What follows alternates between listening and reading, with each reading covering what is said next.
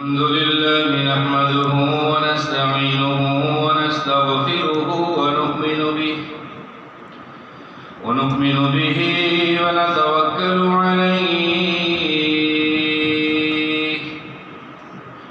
ونعوذ بالله من شرور أنفسنا ومن سيئات أعمالنا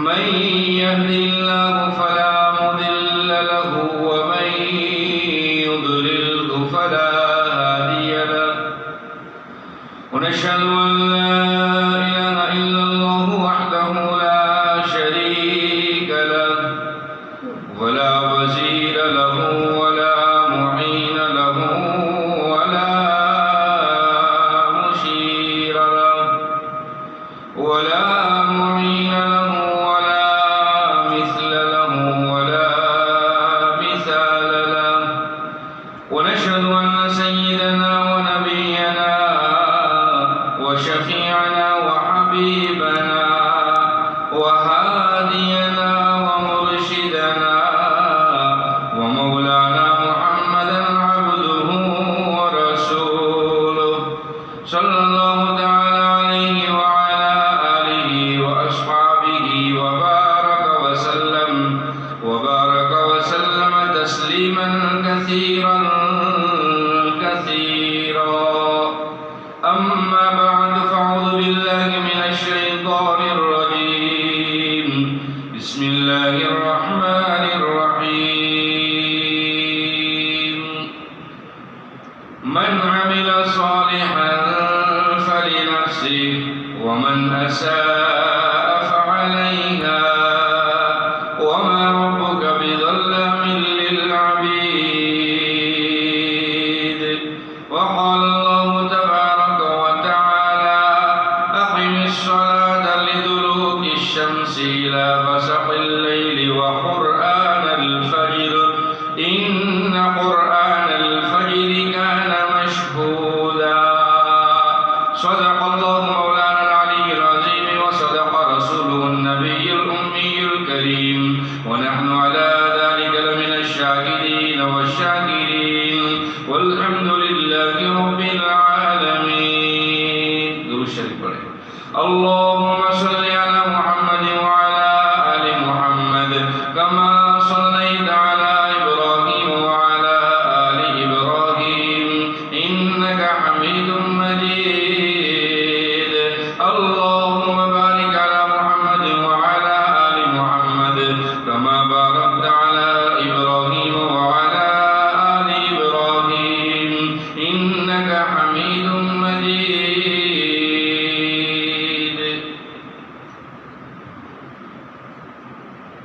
گرامی قدر معزز سامعین حضرات، دنیا میں اللہ تبارک و تعالی نے انسان کو آزمائش کے لیے بھیجا ہے اور ہر آزمائش کے بعد اللہ تبارک و تعالی کی طرف سے انعام دیا جاتا ہے، بشرطے کہ اس آزمائش میں انسان کامیاب ہو. حضرت ابراہیم علیہ السلام کے بارے میں اللہ پاک جل شانہ نے کلام پاک میں یوں بیان فرمایا ہے کہ ہم نے ابراہیم کو آزمایا چند باتوں پر، اور وہ ان چند باتوں میں آزمائش میں مکمل طور پر کامیاب ہوئے تو رب دو جہاں نے حضرت ابراہیم علیہ السلام کو امام کا لقب دیا اور آپ ہی کی نسل سے امام الانبیاء فخر دو جہاں محمد رسول اللہ صلی اللہ تعالی علیہ وسلم کی ولادت باسعادت ہوئی. مفسرین حضرات نے لکھا ہے گویا کہ یہ انعام ہے حضرت ابراہیم علیہ السلام کو ان آزمائش میں کامیاب ہونے کا کہ اللہ نے آپ کی نسل میں ختم الانبیاء پیدا کیا. یہ بہت بڑی نعمت ہے اور جس طرح ختم الانبیاء اللہ تبارک و تعالیٰ نے تاج ختم نبوت آپ کے سر مبارک پر رکھا، اسی طرح آخری امت کا شرف بھی اللہ نے اس امت کو دیا، تو یہ بھی بہت بڑی نعمت ہے۔ پایۂ تکمیل تک جب کوئی کام پہنچتا ہے تو اس کی آخری جو کارنامے کی جو گنجائش ہوتی ہے، جو راستہ ہوتا ہے، اس کو بڑا مقدس اور مبارک سمجھا جاتا ہے۔ گویا اللہ نے خاتم الانبیاء نبی ہمیں عطا فرمایا، اور خاتم الانبیاء کو یہ خاتم امت عطا فرمائی، آخری امت عطا فرمائی۔ یہ امت کے لیے اعزاز ہے، اکرام ہے۔ ورنہ سوالات انبیاء علیہ السلام دنیا میں تشریف لائے، رب سبحانہ و تعالیٰ چاہتے تو بنی اسرائیل میں پیدا کر دیتے، قوم سمود میں پیدا کر دیتے، قوم عاد میں پیدا کر دیتے، لیکن اللہ نے پسند کیا ہمیں اور آپ کو کہ خاتم الانبیاء اور خاتم الامم کا لقب اللہ نے ہمیں عطا فرمایا۔ یہ بہت بڑا اعزاز و اکرام ہے، اللہ کرے کہ ہمیں اس کی قدر ہو جائے۔ بہرحال آزمائش کے بعد اللہ انعام دیتا، اور اس انعام کی بدولت انسان دنیا میں خوش ہوتا ہے۔ مالدار آدمی ہے، امیر آدمی ہے، عہدیدار آدمی ہے، خوبصورت آدمی ہے، طاقتور آدمی ہے، محل میں رہتا ہے، بڑی عیش و عشرت کے ساز و سامان اس کے پاس موجود ہے، لیکن اس کے پاس اگر یہ دین منور نہیں ہے، یہ دین مبین کی دولت نہیں ہے، تو یہ سارے اس کے عہدے، ساری مالداری، ساری امیری بیکار ہے۔ حضرت موسیٰ علیہ السلام کے بارے میں ہم نے بارہا سنا کہ حضرت موسیٰ نے دعا فرمائی اس امت کے رفع درجات کو دیکھ کر کہ یہ امت مجھے دے دی جائے، تو بارگاہ سماجی سے حکم ہوا یہ امت تمہارے لیے نہیں ہے، یہ امت میرے محبوب محمد رسول اللہ صلی اللہ علیہ وسلم کے لیے ہے۔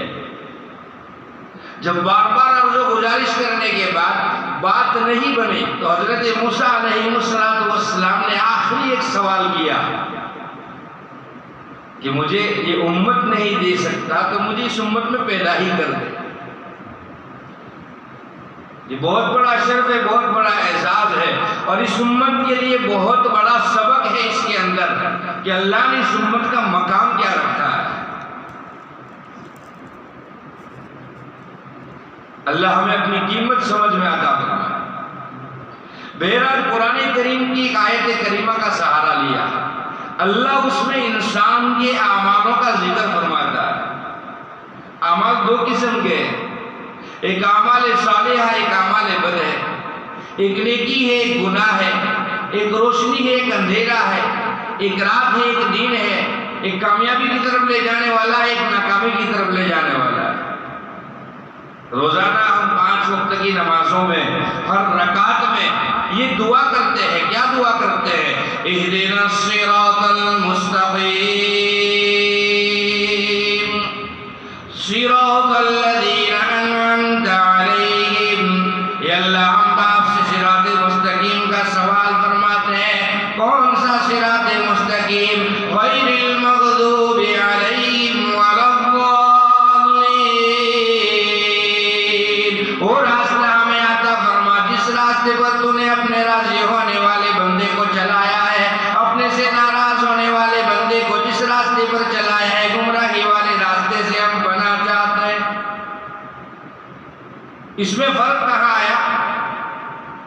کہا صراط مستقیم نیکی کی طرف لے جانے والا راستہ، بھلائی کی طرف لے جانے والا راستہ، آخرت میں کامیابی دلانے والا راستہ، اور گمراہی والا راستہ، گناہوں والا راستہ، ہلاکت میں ڈالنے والا راستہ، اللہ سے دوری پیدا کرانے والا راستہ۔ ہماری زندگی اللہ پاک نے ہماری مرضی کے مطابق دنیا میں عطا فرمائی تو ہے، لیکن ساتھ ہی ساتھ اللہ نے متنبہ فرمایا تم اس راستے پر چلو گے تو جہنم کی وادیوں کا مقابلہ کرنا پڑے گا، اور صراط مستقیم پر چلو گے تو جنت کے اعلیٰ بالا خانے تمہارے منتظر ہے۔ اللہ تبارک و تعالیٰ نے ایک ادنا انسان کو، ایک عام آدمی کو وہ مقام عطا فرما دیا، وہ مرتبہ عطا فرما دیا کہ جو مقام اور جو مرتبہ بنی اسرائیل کو نہیں دیا گیا۔ اور یہ مقام، یہ مرتبہ کیوں ملا؟ میرے اور آپ کے آقا تاجدار مدینہ محمد رسول اللہ صلی اللہ علیہ وسلم کی ذات مقدس کی بدولت ملا۔ تم چاہے کسی بھی راستے پر جاؤ، آخری منزل تمہاری وہی ہے، آخری مقام وہی ہے۔ اور اللہ تبارک و تعالیٰ نے ایک انعام یہ فرمایا کہ ہماری برائیوں کو اللہ چھپا دیتا ہے، گناہوں کو چھپا دیتا ہے۔ رب سبحانہ و تعالیٰ چاہے تو دنیا میں ظاہر کر سکتا ہے، اور پہلی قوموں کے ساتھ ہوا ہے، ظاہر کر سکتا ہے، لیکن اللہ نے کیوں چھپایا؟ اللہ نے پردہ کیوں ڈالا؟ میرا اور آپ کا نبی، لاڈلا نبی، پیارا نبی، سچا نبی، اچھا نبی، رب کا محبوب نبی محمد رسول اللہ صلی اللہ علیہ وسلم نے باری تعالیٰ سے عرض کی تھی، باری تعالیٰ میری امت کو دنیا میں ذلیل اور رسوا نہ کرنا ہے، اس کی بدولت ہم بھی بچے ہوئے ہیں، ورنہ برائیوں کی انتہا ہم نے پار کی ہے، گناہوں کا وہ اعلیٰ درجہ ہم نے ختم کر دیا، اعلیٰ مقام پر ہم گناہوں کے اعلیٰ انبار پر پہنچے ہیں۔ اللہ تبارک و تعالی ہمیں ان گناہوں کے دلدل سے نکالے، صراط مستقیم عطا فرمائے۔ اللہ سے مانگا کرو بلائی کی توفیق، نیکی کی توفیق اللہ سے مانگا کرو۔ بے طلب بچے کو ماں دودھ نہیں پلاتی تو بے طلب بندے کو اللہ توفیق کیسے دے؟ اللہ تبارک و تعالیٰ اس امت کے اعلیٰ مقام کو اس کی سمجھ عطا فرمائے اور اس کے مقام تک اسے پہنچائے کہ رب نے کیوں یہ مقام دیا ہے۔ جب آدمی اللہ کے سامنے جھکنے والا بنتا ہے تو پھر اللہ تبارک و تعالیٰ اس کو دنیا کے اندر اٹھاتا ہے، اعلیٰ درجہ عطا فرماتا ہے، مقام رفعت عطا فرماتا ہے، اونچا مقام دیتا ہے، عزت والی زندگی دیتا ہے۔ اور جو آدمی جھکنا پسند نہیں کرتا، اللہ تبارک و تعالیٰ اسے ذلیل و خوار کر دیتا ہے، توڑ دیتا ہے، اس کو دنیا کے سامنے رسوا کر دیتا ہے۔ تو جھکنا اللہ کو پسند ہے، اکڑنا اللہ کو پسند ہے، اور زندگی کا ثبوت جھکنا ہے۔ اکڑتا کون ہے؟ کہاں مرا ہوا اکڑتا ہے، جو مر گیا ہے اس کا جسم وہ اکڑ جاتا ہے، ہاتھ اپنی جگہ پر ہے، پیر اپنی جگہ پر ہے، وہ مڑ نہیں سکتا، وہ مر گیا ہے۔ زندہ آدمی اپنی مرضی سے اپنے ہاتھ پیر چلاتا ہے، اپنے جسم کو حرکت دیتا ہے۔ کہاں زندگی ہوگی تو تمہارے اندر نیکی کا ولولہ اور شوق پیدا ہوگا، اور اگر دل مر گیا ہوگا، زندگی مردہ ہو چکی ہوگی تو تمہارے دل سے نیکی کا ولولہ اور شوق ختم ہو جائے۔ اور اللہ تبارک و تعالیٰ نے دنیا میں انسان کو صاحب ثروت اسی لیے بنایا ہے کہ وہ رب کا قرب حاصل کر سکے۔ جو مالداری کی جو نعمت ہے، امیری کی جو نعمت ہے، اللہ نے اسی لیے عطا فرمائی ہے کہ ہم رب کا قرب حاصل کر سکے، اللہ کے قریب جا سکے۔ جان و مال اللہ کے راستے میں نچھاور کرنے کے لیے ملا ہے۔ اسی لیے حسد کے بارے میں آتا ہے، حسد نہ کرے رشک کرے، اور رشک کس پر کرے؟ ارشاد فرمایا مدنی کریم صلی اللہ تعالی علیہ وسلم نے، دو آدمیوں پر رشک کرو۔ پوچھا صحابی نے، یا رسول اللہ کس پر رشک کرے؟ کہا وہ مالدار پر رشک کرو جس کے پاس مال ہے اور وہ صبح بھی اللہ کے راستے میں خیرات کرتا ہے، شام کو بھی اللہ کے راستے میں خیرات کرتا ہے، اس مالدار پر رشک کرو۔ اور دوسرا اس نیک آدمی سے رشک کرو جو صبح بھی نیکی کرتا ہے شام بھی نیکی کرتا ہے، صبح بھی قرآن پڑھتا ہے شام بھی قرآن پڑھتا ہے، صبح بھی اللہ کا ذکر کرتا ہے شام بھی اللہ کا ذکر کرتا ہے، اللہ کے حضور سجدے کرتا ہے، اللہ کے راستے میں اپنی زندگی لگاتا ہے، اس نیک آدمی پر رشک کرو۔ حسد حرام ہے، رشک جائز ہے۔ حسد زندگی کو جھلسا کر رکھے گا، زندگی میں الجھنیں پیدا کرے گا، رشک تمہاری زندگی میں خواہشیں پیدا کرے گا، امیدیں پیدا کرے گا۔ اس لیے غزوہ تبوک کے موقع پر حضرت ابو لبابہ رضی اللہ تعالیٰ عنہ تشریف لائے اور فرمایا یا رسول اللہ صلی اللہ علیہ وسلم، میں میرا سارا مال اللہ کے راستے میں دینا چاہتا ہوں۔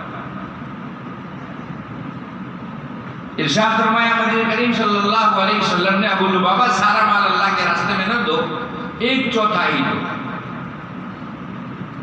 مثال کے طور پر 100 روپیہ تمہارے پاس ہے تو 25 اللہ کے راستے میں، 75 اپنے پاس رکھو۔ ابی بن کعب آئے رضی اللہ تعالیٰ عنہ، انہوں نے بھی یہی خواہش کی، میرے پاس جو کچھ ہے میں سب اللہ کے راستے میں دینا چاہتا ہوں۔ یعنی نبی محمد رسول اللہ صلی اللہ علیہ وسلم نے منع فرمایا ابی بن کعب سے بھی 1/4 اللہ کے راستے میں دو، باقی اپنے پاس دو۔ کیوں منع فرمایا؟ اللہ کا پیارا نبی جانتا تھا یہ ابھی سب دے دیں گے، بعد میں حالات آئے گا تو سوال کرے گا۔ صحابی کے بارے میں نہیں کہا جاتا ہے، اس امت کے بارے میں کہا جاتا ہے۔ صحابہ تو قناعت کی اعلیٰ معیار پر پہنچے ہوئے تھے، اسی لیے تو کئی دن کا فاقہ کرنا ان کے لیے آسان تھا۔ ہمارے لیے صبح کا ناشتہ نہیں چھوٹتا، شام کی چائے نہیں چھوٹتی، کئی دن کا فاقہ کرتے تھے۔ ابی بن کعب پر تعان نہیں ہے، ابو لبابہ پر انگلی نہیں کسی جا رہی ہے، بلکہ ان کے ذریعے سے امت کو سبق دیا جاتا ہے۔ تھوڑا اللہ کے راستے میں دو، تھوڑا اپنے پاس بچا کر رکھو، تاکہ کل کو اٹھ کر تم اللہ کے نام پر سوالی نہ بن جاؤ، اللہ کے نام پر سوالی نہ بن جاؤ۔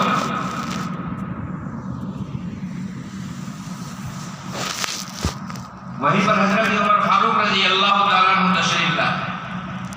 دیکھو رشک، حسد کے بارے میں اللہ نے منع فرمایا، اور حسد کبھی کامیاب نہیں کرتا، وہ بڑی الجھنیں پیدا کرتا ہے۔ عمر بن فاروق رضی اللہ تعالیٰ عنہ اپنے گھر سے آدھا مال اٹھا کر لائے، خدمت مقدس میں پیش کیا، یا رسول اللہ یہ میرے گھر کا سامان۔ تو اللہ کے نبی محمد رسول اللہ صلی اللہ علیہ وسلم نے حضرت عمر سے سوال فرمایا۔ دیکھو سوال بھی آدمی دیکھ کر ہوتا ہے، سوال آدمی دیکھ کر ہوتا ہے۔ ہمارے یہاں تو ایک ہی لکڑی سے ہر آدمی کو ہانکا جاتا ہے، جو سوال مالدار سے وہی سوال غریب سے بھی ہے۔ اللہ کو مالدار نے دیا ہے، اس سے سوال اس حساب سے کرو، غریب کو دیا تو غریب سے اس حساب سے کرو۔ ہم نے تو سب کو ایک بنا دیا۔ کیا سوال فرمایا؟ عمر گھر کیا چھوڑا، کیا لائے؟ حضرت عمر فاروق رضی اللہ تعالیٰ عنہ نے فرمایا یا رسول اللہ صلی اللہ علیہ وسلم، میرے ماں باپ آپ پر قربان، جتنا تھا اس کا آدھا لایا، اور دل میں یہ خیال ہے کہ آج میں ابو بکر صدیق رضی اللہ تعالیٰ عنہ سے آگے بڑھ جاؤں گا۔ عمر بھی اپنے ہیں، ابو بکر بھی اپنے ہیں، سوال کا انداز بدلتا ہے۔ کتنا لائے، یہ سوال ہوا۔ کیا سوال؟ کتنا لائے؟ تبوک کا سفر تھا، 900 میل کا فاصلہ تھا، 6 مہینے کی مسافت ہے، مال زیادہ چاہیے۔ ابی بن کعب کو منع کر رہے ہیں 1/4 دو، ابو لبابہ کو منع کر رہے ہیں 1/4 دو، اور عمر سے پوچھتے ہیں کیا لائے ہو؟ اب چوتھا سوال سنو۔ اتنے میں صدیق اکبر رضی اللہ تعالیٰ عنہ تشریف لائے، اپنے سر پر ایک گٹھڑی بندھی ہوئی ہے، کپڑا ہے، جھاڑو ہے، گھر کے برتن ہے، کھانا پانی ہے، سب کچھ لا کر خدمت مقدس میں پیش کیا۔ یا رسول اللہ صلی اللہ علیہ وسلم، میری طرف سے اللہ کے راستے میں۔ عمر سے پوچھا کیا لایا؟ صدیق اکبر سے کیا سوال ہوتا ہے؟ ابو بکر گھر کیا چھوڑا ہے؟ سوال کرنے والا بھی بے مثال ہے، اور جس کو سوال کیا جاتا ہے وہ بھی بے مثال ہے۔ محمد رسول اللہ کی مثال دنیا میں نہیں مل سکتی، صدیق اکبر کی صداقت کی مثال بھی دنیا میں نہیں مل سکتی۔ اس لیے تو صدیق اکبر رضی اللہ تعالیٰ عنہ کے بارے میں پیارے محبوب صلی اللہ علیہ وسلم نے کیا فرمایا؟ میں نے ساری امت کا حق ادا کر دیا سوائے ایک صدیق اکبر کے، اس کا حق میں ادا نہیں کر سکتا، اس کا حق عالم محشر میں اللہ ادا کرے گا۔ ہجرت کا موقع ہے، ہجرت کا حکم ہوا، پیارے محبوب صلی اللہ علیہ وسلم نے ابو بکر سے فرمایا تھا، ابو بکر میرا رب مجھے ہجرت کا حکم دینے والا ہے، کبھی بھی حکم آ سکتا ہے، دن میں رات میں۔ یہ نہیں کہا کہ آپ میرے ساتھ چلو گے، آپ میرے ساتھ آؤ گے، بس یہ بات کی تھی کہ ہجرت کا حکم آنے والا ہے۔ ایک ہجرت حبشہ کی ہوئی، وہاں پر دنیا کے اعتبار سے مدد ہوئی، دین کے اعتبار سے مدد نہیں ہوئی۔ کچھ مدت تک صحابہ وہاں رہے، وہاں سے واپس تشریف لے آئے۔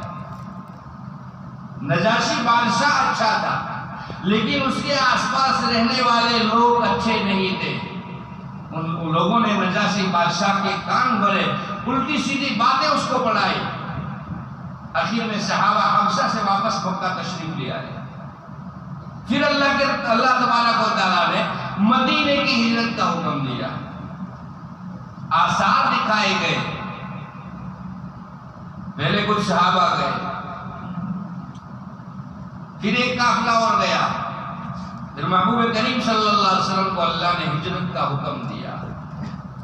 جب کفار مکہ نے گھر کے آس پاس ڈیرا ڈالا اور محمد رسول اللہ صلی اللہ علیہ وسلم کو نعوذ باللہ قتل کرنے کا ارادہ ظاہر کیا، اللہ سبحانہ و تعالیٰ کی طرف سے فرمان آیا، اے میرے محبوب آج کی رات تمہیں مدینے کے لیے روانہ ہونا ہے۔ اب روانہ ہونا ہے تو کس عالم میں ہونا ہے؟ آپ بستر مبارک پر لیٹے ہیں، آدھی رات کا وقت ہوا ہے، باہر کفاروں کا پہرا ہے، ایک پرندہ پر نہیں مار سکتا، لیکن محبوب کریم کو مدینے کے لیے روانہ ہونا ہے۔ اللہ نے کیا حکم فرمایا؟ اے میرے محبوب آپ کو گھبرانے کی ضرورت نہیں، آپ سورہ یاسین کی تلاوت کرتے کرتے نکل جائیے، آپ ان کے دونوں کے ہاتھ چھڑا کر نکلیں گے، انہیں پتہ بھی نہیں چلے گا۔ اس میں ایک سبب یہ بھی ہے، مفسرین حضرات نے لکھا ہے، قرآن کی تلاوت سے تمہارے مسائل دنیا کے حل ہوں گے، آخرت میں تمہارے درجے بلند ہوں گے۔ اس نے قرآن کی تلاوت کیا، سورہ یاسین کی تلاوت کرتے ہوئے کفار کے ہجوم سے آپ نکلے ہیں۔ حضرت صدیق اکبر رضی اللہ تعالیٰ عنہ کے دروازے پر پہنچے ہیں، ابھی تو دستک دینے کے لیے ہاتھ اٹھایا، اتنے میں سامنے سے کیواڑ کھولے اور مرحبا یا رسول اللہ کی صدا صدیق اکبر رضی اللہ تعالیٰ عنہ نے لگائی۔ تعجب سے محبوب کریم صلی اللہ علیہ وسلم نے پوچھا، صدیق آپ سوئے نہیں؟ کہا یا رسول اللہ صلی اللہ علیہ وسلم میں کیسے سو سکتا، جبکہ آپ نے کہا تھا کہ اللہ ہجرت کا حکم عنقریب دینے والا ہے، اور مجھے پتا تھا، دیکھو دوستی پر اور ان کی صداقت پر اتنے اعتبار، اتنا بھروسہ ہے۔ صدیق اکبر کہتے ہیں مجھے پتا تھا کہ آپ مجھے لیے بنا ہجرت میں کبھی نہیں جائیں گے۔ دو اونٹنیاں اب تیار کی گئی، اب وہ غار ثور پر جا رہے ہیں۔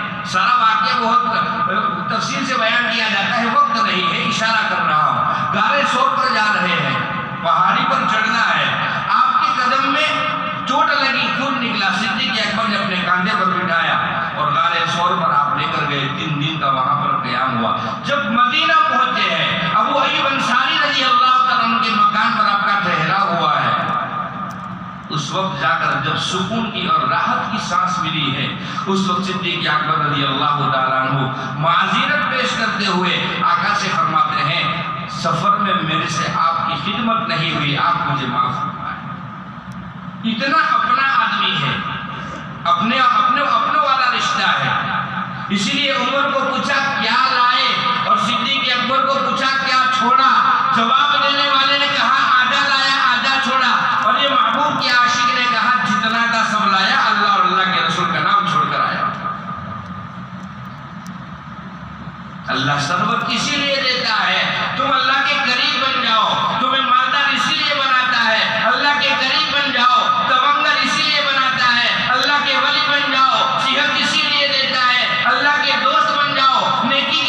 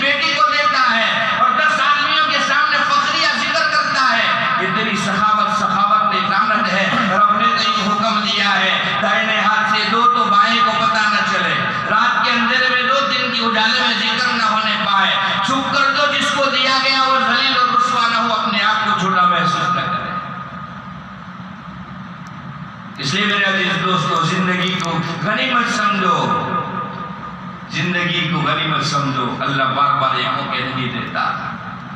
ہاں زندگی ساری نمازیں پڑھتے رہو کہ ہر وقت کی نماز قبول ہو اس کی گارنٹی نہیں، لیکن تمہارا ایک سجدہ بھی اگر اللہ کے حضور قبول ہو گیا تو تمہاری 60-70 سال کی زندگی کی کفالت ہو جائے گی۔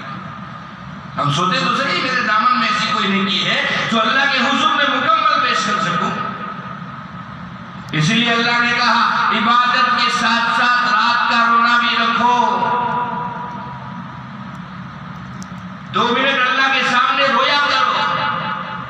دنیا کی کوئی دولت چھین جاتی ہے رونا آتا ہے، سکون چھین جاتا ہے رونا آتا ہے، اولاد مر جاتی ہے رونا آتا ہے، گھر برباد ہوتا ہے رونا آتا ہے، گھر غریبی آتی ہے رونا آتا ہے، بیماری آتی ہے رونا آتا ہے، لیکن زندگی سے نیکی کی توفیق چلی جاتی ہے ہمیں رونا نہیں آتا۔ غنیمت سمجھ زندگی کی بہار کہ آنا نہ ہوگا یہاں بار بار، یہ موقع تجھے بار بار نہیں دیے جائیں گے۔